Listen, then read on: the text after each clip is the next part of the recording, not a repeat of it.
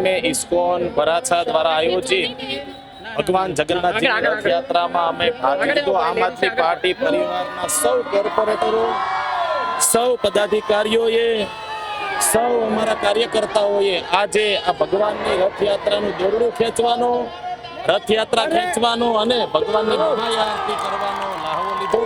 અમે આ તકે ઇસ્કોન વરાછા સંસ્થાનો આભાર માનીએ છીએ.